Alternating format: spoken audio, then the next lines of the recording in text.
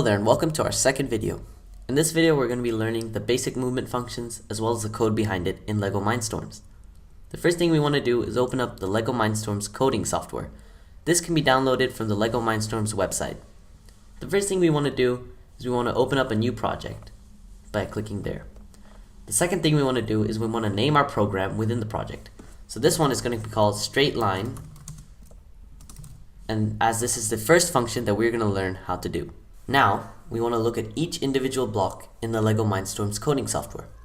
The first one is the medium motor, and this can turn gears. The second one is the large motor, which can turn wheels. The third one is move steering, which controls both large motors.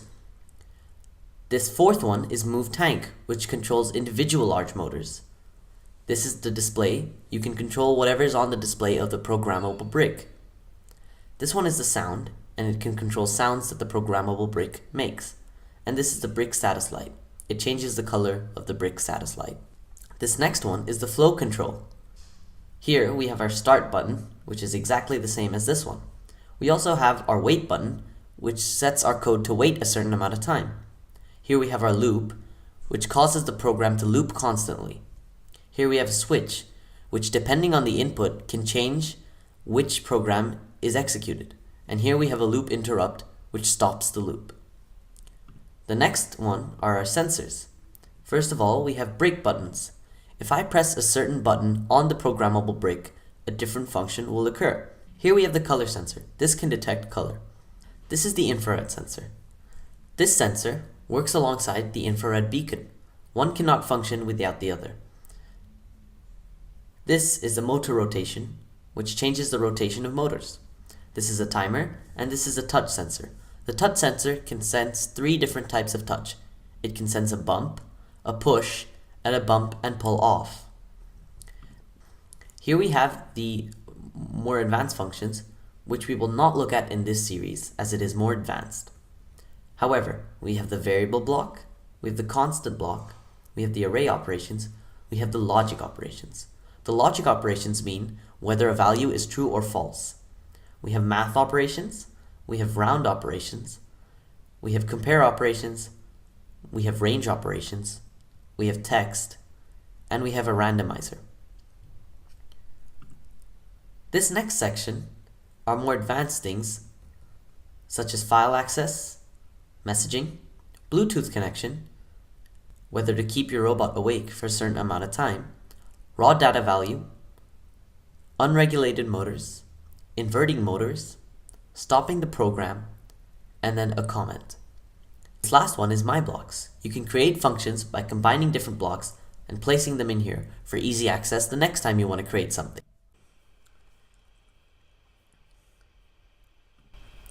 Now that we know what each block does, we're going to make our robot move in a straight line. This is the first movement function that we will look at. All we need to do is take the move steering block and attach it to our play function. On this block, there are 5 different buttons. The first one sets the parameters for how the rotations are measured. For example, we can have it on indefinitely, we can have it off, we can have it on for amount of time, we can have it on for amount of degrees within the rotation, and we can have it on for a certain amount of rotations. This next one is the direction of turning or steering. Any positive value is a right-hand steer, as you can see by this arrow icon over here. Anything negative is of course left, as you can see by this arrow over here. You can also make it U-turn if you input the value to around 100. The next one is speed and motor control. This allows for motors to go fast or slow. It can also make the motor go in reverse. For example, if I have a negative value. Anything with a larger value will go faster. Here we have the number of rotations. This is very simple. This extends the amount of time that the motors are moving, as the motor works in method of rotation. This is the number of rotations. You can change the amount of rotations to make the motors move longer. You can also have it on for seconds, and therefore you could change the amount of seconds. This last one is brake and coast. Brake essentially locks up the motors, making sure that they do not move at all, allowing for a quick stop. Coast allows for a more gliding stop. These are the ports that your two motors are plugged into. It's important that you plug them into the right ports, otherwise the function will not execute. Now that we know how to use the move steering block, what we're going to do is we're going to make it go straight. All we need to do is we need to set its steering value of 0. Just type it in there.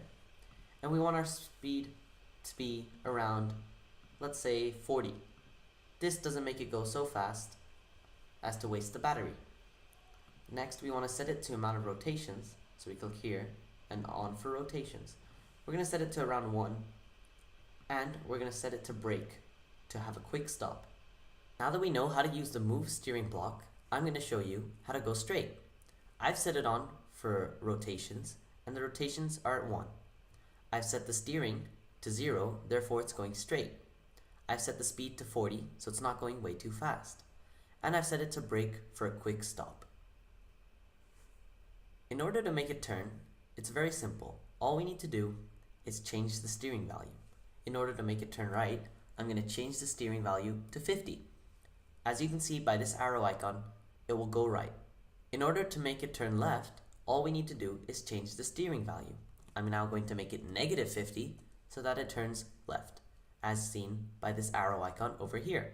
In order to turn effectively, it's important to have your rotations more than 1. So in this case, I'm going to put it to 1.5. Now, let's test it out.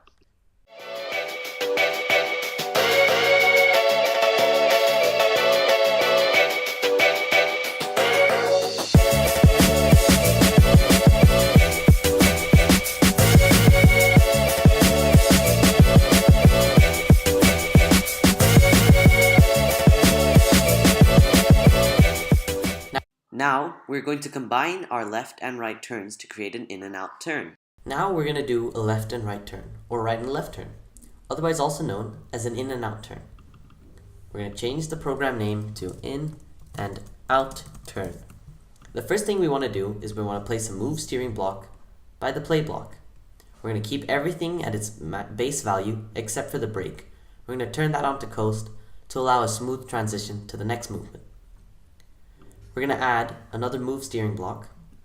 We're going to keep that on coast as well, and we're only going to change the steering value. We're going to put that at around 50. This is going to make it turn right. The next thing we need to do is add another move steering block to make it go straight after it's turned right. We're going to keep everything the same except for the brake. This is going to be set to coast. The next thing is to have another move steering block. However, this time we're going to go left by negative 50. This counteracts the action that's happening here. And then the last thing is to have another move steering to make it go straight. Now, we have a simple function that goes like this. If we follow the cursor, this is how it should turn out. It goes straight, it turns right, moves that way. It turns left, then it goes straight. Now, let's test it out.